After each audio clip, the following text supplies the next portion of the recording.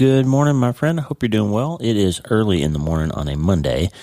I'm Dr. Lee Warren, and you are listening to the Dr. Lee Warren podcast, and I hope that you are getting ready to have one of the best days of your life. It is Mind Change Monday. Every Monday we talk about different ways that we can change our minds, because I'm always telling you, you can't change your life until you change your mind. And that's true on a functional level. Like you really can't get anything accomplished in your life unless you change the way you think about things that have held you back in the past. It's also true on a neuroscience level that you literally change your brain chemistry by changing the way you think about things. If you stick around here very long, especially if you're getting my newsletter, go over to Substack, drleewarren.substack.com if you're not getting the newsletter already. Every Sunday we do the Self-Brain Surgery Sunday letter, and we talk about different ways to change our minds and change our lives. We have Self-Brain Surgery Saturday on the podcast every week, and then we have multiple other episodes throughout the week. Getting back closer to a daily release schedule as we get closer to my book launch in July, when Hope is the First Dose comes out. And if you haven't checked out my books, go over to Amazon or wherever you buy books and put my name in there and check out my books that are out. I think they'll be helpful to you. Listen, today we're going to go back in time a little bit. It's not an old episode. This is brand new content, but I keep notes in a program called Evernote. It's an app you can get for your phone or iPad. I'm not sponsored by them, but I plug them a lot because I use Evernote every day of my life. It's where I keep everything.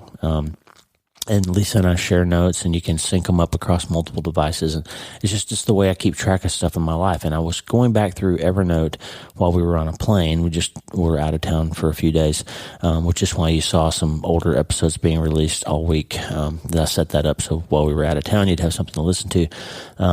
But we were listening, or I was going back through Evernote rather while I was on the plane, and I found a note from back in 2018. Believe it or not, back in 2018. And I was talking back then, I was writing notes to myself about some of these self-brain surgery ideas and concepts that ended up being the treatment plan that I wrote in my new book, Hope is the First Dose, that's coming out in July. And way back then, I was thinking about this stuff. It's been stuff that I've chewed on for years and years. And I wondered, just kind of ask God, like, why do you give me these ideas? And I sit around and just stick them in an Evernote file and don't do anything with them for years. Why do I do that? I don't know, but I'm not going to beat myself up about it because I think the idea has come to fruition and it's time to talk about it. So today I want to give you some thoughts that I wrote down for the first time back in 2018. They're going to sound a little familiar because it's the genesis. It's the beginnings, the pre-story, and where all this stuff came from. And it's super important. And I think it's helpful to sometimes go back and think about what we were thinking about at some point in the past and see how much we've changed or not changed. It might be instructive to you, actually, to think about and go back in time and see the things that you were journaling and talking about. It's important to go back and see how much progress you've made. And I was kind of inspired that these ideas were solid back then. They're solid now. They're going to be helpful to you today because, my friend, as I'm always telling you, you can't change your life until you change your mind. And sometimes you changed your mind a long time ago and you just forgot that it's time to start today. Hey, are you ready to change your life? If the answer is yes, there's only one rule. You have to change your mind first. And my friend, there's a place where the neuroscience of how your mind works smashes together with faith and everything starts to make sense. That place is called Self-Brain Surgery. You can learn it, and it will help you become healthier, feel better, and be happier. And the good news is, you can start today. Thanks, Lisa. Hey, so glad to have you listening today. I'm Dr. Lee Warren, and I live in Nebraska in the United States of America with my incredible wife, Lisa, my father-in-law, Tata, and the super pups, Harvey and Lewis. I'm a neurosurgeon and an author, and I'm here to help you harness neuroscience, the power of your brain, faith, the power of your spirit, and good old common sense to help you lead a healthier, better, happier life. Listen, friend, you can't change your life until you change your mind, and I'm here to help you learn the art of self-brain surgery to get it done. If you like the show, please subscribe so you never miss an episode and tell your friends about it. If you tell 2 or 3 friends this podcast was helpful to you, imagine how much good we can all do around the world together. I'm Dr. Lee Warren, and I'm here to help you change your mind so you can change your life. Let's get after it. All right, so here we go. So back in 2018, I wrote myself a note and it was in Evernote, this app that I use all the time. And I was basically describing what I call the prehab process now, this idea that we learn how to surveil our thinking. We learn how to understand the way that we think about things. We understand the way that life is going to bring us hard things. And we make decisions about our brains to try to outsmart our own minds, because you understand that your brain is wired for negativity. Okay, that's just it's a survival mechanism. We talk about it all the time, but I'll remind you right now, the way your brain is wired, friend, is that negative things are about 5 times more powerful in creating synapses and creating memories than positive things are. And this is a blessing and a curse. It's a blessing because if you touch a hot stove once when you're little and burn your hand, you will automatically make a bunch of synapses that create motor programs and memory programs. And every time you see a burner or a curling iron or whatever it was that you burned your hand on, for the rest of your life, you will instinctively, automatically, you'll know in your brain that you're not supposed to touch it. You'll move your hand away if the stove burner is red, or if the gas is on, if the flame is there. You'll move your hand because you don't want to have to remember by burning yourself again. You want to remember by having experienced something, creating a program, deciding and generating actions based on painful experiences, so you don't have to get hurt over and over and over again. Well, it's a blessing, right? That's a blessing that you're wired that way. But it's also a curse, because if something hurts you emotionally when you're young or at any point in your life, you will also create some synapses around that, and you'll create some patterns around that, and you'll create some feelings around that.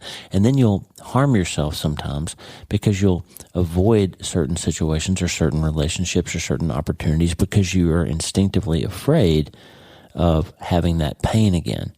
And so we have to learn then how to look at the things that our brain is doing and rewire the ones that aren't helpful to us. Okay? Look at behaviors that we have, numbing behaviors, using alcohol or food or gambling or sex or anything, relationships, whatever, as a numbing behavior so we don't think about things. Well, we just don't want to recreate those painful experiences, and sometimes we want to cover them up. We create patterns, we create habits, and we have to learn then how to critically examine the things that we're thinking about so that we can outsmart that baseline negativity and get back on positivity, get back on something that's going to be helpful to us in our life. So back in 2018, I wrote this note and I said, here's the part where you start thinking. We need to have crucial conversations with ourselves. I read a book back in 2018 or so as part of my service on the board of directors at Wyoming Medical Center. We had a book that we used to train our people called Crucial Conversations. And it's basically a book for business people to learn how, but not just business people, anybody, to learn how to have real conversations with people.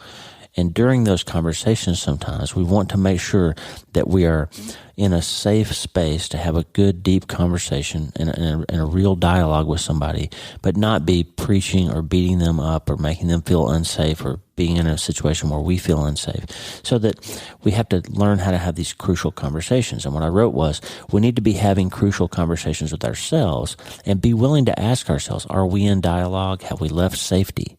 And most of our internal conversations are not safe. If you think about it, the voices that you hear in your head, the constant stream of thought that you have in your head is mostly negative, and it's often harmful. You're beating yourself up all day long in between your ears. Is that true? Is it a battlefield in between your ears, and are you the most common combatant and the most common victim of those common conversations that you have? Have you left safety with yourself? And here's the bottom line, friend. Most of us have several types of thought cancer that tends to recur in specific times and situations. What's a thought cancer?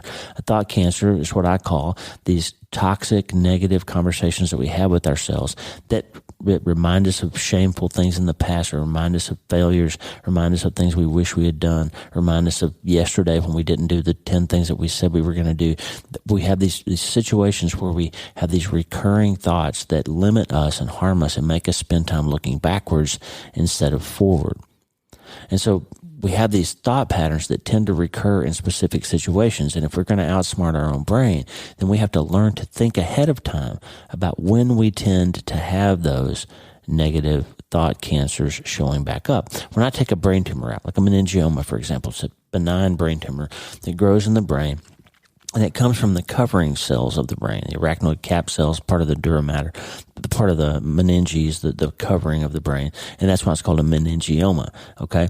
And meningiomas tend to recur. They tend to come back along the margins of the dura mater where they were growing. So there'll be some obvious tumor, and then there'll be some dura that looks normal, and we don't take that part out. And then it turns out that there were some meningioma cells in that normal-looking dura, and it comes back right there. So I know when I resect one of these things where I need to be looking when I do surveillance scans in the coming months and years. When I'm looking out for that patient to make sure that tumor's not coming back, I know where I need to look. And just like that, you can learn, friend, to know where you need to look at your own conversations that you have, your own internal thoughts and dialogue, and you can figure out ahead of time. This is that prehab part.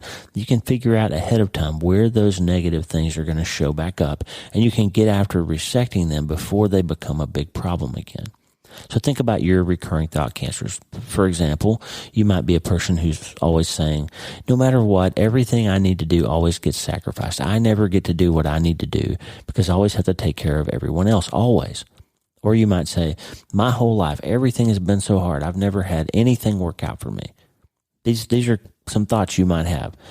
If you believe that our strongholds, remember we talked about strongholds of thought. These are pretentious thoughts that set themselves up against good and set themselves up against the good promises that God has for you. If you believe these strongholds are based on past thought patterns established by an enemy, you actually have an enemy who hates you and wants you to fail. And if you don't believe in God, if you don't believe in spiritual realm, then at least you can understand that the internal dialogue that you have is generally negative. And if you just believe that's chemistry or whatever, that's fine. But agree with me that those negative thoughts are not helpful to you. So you can consider them an enemy, whether you believe they're a literal spiritual enemy or just neurochemical events in your brain. Either way, you should be actively looking in those times and situations for recurrences of our thought cancers, right? I don't wait for patients to have headaches again. I surveil, I check, I order a scan. If I'm concerned about a potential recurrence, I continue to order scans and look and go after and making sure that that patient's not going to get in trouble by having a recurrence of that tumor. I never naively decide that it's cured because the consequences of missing it coming back in some cases are really life and death. It's the next level of self-brain surgery is not just learning what to do when bad thoughts happen, not just learning what to do when the massive things occur in life, but to get ahead of them by preparing, by anticipating, and going after them in a more proactive way. Not only recognizing our bad thinking when it's happening, but heading it off when and where it's likely to happen. So if you have this thought, everything is always so hard when you're standing in your nice home, not being invaded by a foreign army, not starving to death, not wondering whether you're going to get clean water or power, and you realize then you're in a stressful situation at work, and this situation usually produces despair and everything's always so hard for me attitude.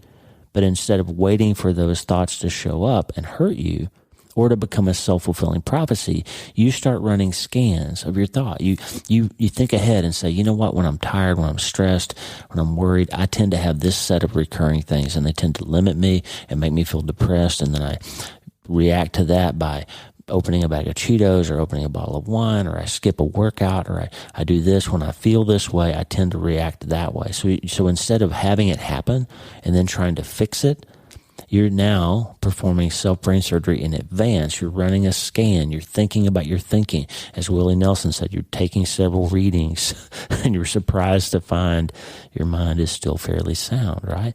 So you're getting ahead of it, friend. This is a note from 2018, and I never wrote it until 2021. You're doing some preventative Philippians 4:8 maintenance. You can say things like this to yourself to get ahead. This is prehab. A little prayer you can pray. God, I feel like things are hard right now. So let me just remind myself, please remind me of my blessings, of the good things that you have for me, that things are not hard in my life compared to some other people's lives, that I have power and running water and a roof over my head, and I've got a clean, safe environment, and I've got enough resources that I'm able to listen to podcasts and download audiobooks instead of having to scrounge and walk 10 miles to find food every day. So maybe things aren't as hard as I think they are. So remind me, Lord, help me to think about and dwell on the good things. Things aren't as hard as I tend to think they are. Help me remember the things that are right, the things that are good, the things that are pleasant and helpful. And please give me the perspective to see the good in the midst of the hard things today. Yes, there are hard things. Please give me the perspective to see that you're also working for my good, that you're keeping your promises in the midst of the hard thing. Help me, Lord, to think on these things. You see that, friend? If you learn that scan and surveil and preemptively do brain surgery on your thinking and put yourself in the mindset of, hey, I know today might be a difficult day. I'm going to deal with somebody at work. I'm going to have this situation happen. I'm going to travel. I'm going to be tired or whatever. If you think about that ahead of time, then you can get offensive about thinking ahead and making sure your brain stays in a good spot instead of playing defense or trying to play catch up. I'd much rather do elective surgery. I'd much rather have my schedule tomorrow go exactly like I planned it and have everything be smooth and easy than I would to do a day full of trauma surgery. Unplanned trauma surgery is always difficult. It's scary. It's dangerous. It's not as controlled. It's harder to manage and make sure we have a good outcome because the patient's got a whole set of problems before we even get there, right? But it also throws our schedule into disarray. It wrecks everything. So unplanned trauma surgery creates problems all kinds of different ways. And unplanned surgery on your own mind, when you let your thoughts get out of control and you go into a rage and you cuss somebody out or you offend your spouse or you do something and say something you can't take back, and then you're spending time trying to repair instead of preemptively, handle your relationships in a healthier way, that turns into a trauma surgery instead of handling yourself ahead of time. And that self-control part of the fruits of the Spirit is all about this, friend. It's all about learning how to control that battlefield in between your ears. And not just reactively, but preactively almost, prehab your thinking. I love that I was writing this stuff in 2018. And at the same time, I'm frustrated because I've been dealing with it. The reason I'm writing it is because I'm trying to learn how to do it myself. So I'm not prescribing these things because I'm a master practitioner. I'm prescribing them to you because I'm learning how to do them myself with you, okay? We're all self-brain surgeons because, like we talked about last week, thoughts become things. Remember, there are two things that are true that you have to believe if you're going to be a self-brain surgeon, and you are, by the way. The question is, are you going to be a good one or not? Right? Are you going to be a maniac slicing your own brain up and letting these negative thoughts run crazy and numbing yourself and repeating the process every day? Or are you going to become a safe and effective self-brain surgeon so you can help other people become one too? Because here's the truth. Feelings are not facts. They are electrical events in your brain. Electrical impulses that become chemical signal events, neurotransmitters that become hormonal events, that become cell surface receptor events, that become biological events inside your cells, that become neurobiological changes to your cell's DNA, that become genetic events at the next cell division, that become new cells that are even more sensitive to those feelings to the third and fourth generation of your family. When you change how you think, you change how your brain works, and you change how your body works, and you change how your DNA works, and you change everything about your family going forward for generations. If you can learn how to think about your thinking and become a master self-brain surgeon, you can change the course and nature of your family's history going forward. The second thing, so feelings are not facts. And not every thought you have is true. When something pops into your head, you have to learn to biopsy it, decide if it's true, and respond rather than react to it. And don't treat bad feelings with bad operations. Just because you're feeling bad doesn't mean you have to blow up and hurt somebody else. It doesn't mean you have to open that bottle. It doesn't mean you have to get online and spend $1,000 on Amazon to try to make yourself feel something other than the bad feeling you're feeling. I just want to take this time to remind you, friend, remind myself of two scriptures that we've been talking about on the podcast for a while. We went back in November and we started New Thing November, and we're going to remember Isaiah 43, 18 and 19.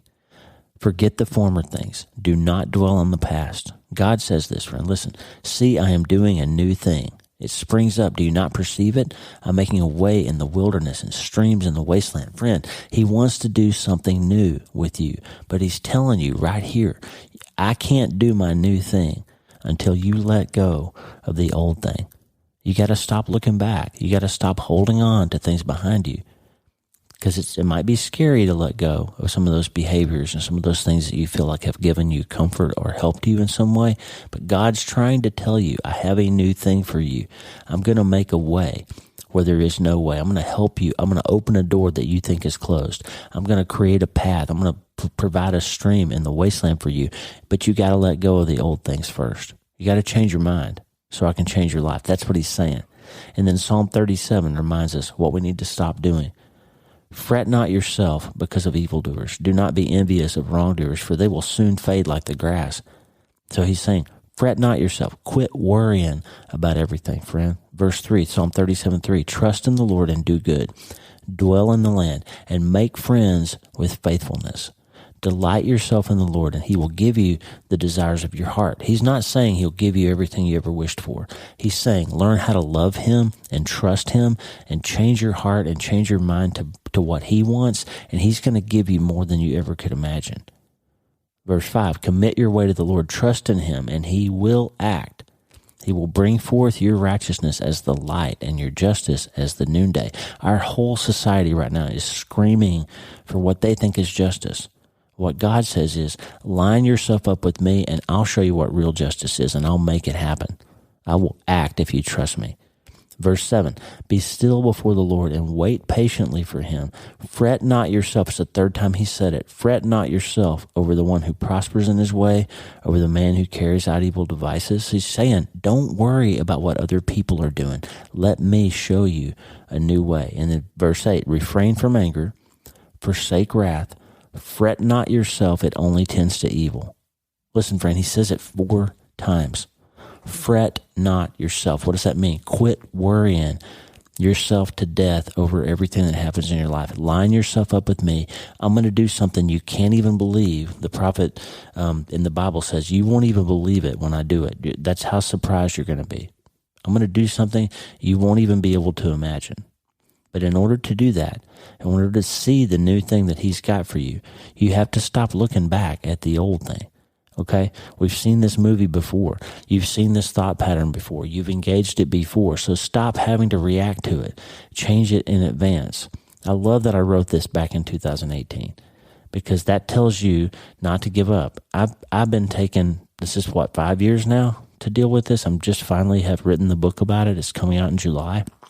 About all this self-brain surgery stuff, but I've been thinking about it since at least 2018, which probably means I was thinking about it for years before that because I finally wrote it down in Evernote in 2018. Listen, friend, you can't change your life until you change your mind. You can't change your life until you change your mind. I'm going to say it one more time. Say it with me. You can't change your life until you change your mind. And when you change your mind, you can make one big decision. I'm going to learn how to think about my thinking. I'm going to learn to surveil my thinking. I'm going to watch out for those thought cancers and the places where I know they're going to pop back up. I'm going to get ahead of it instead of always reacting to it. I'm finally going to get ahead of it.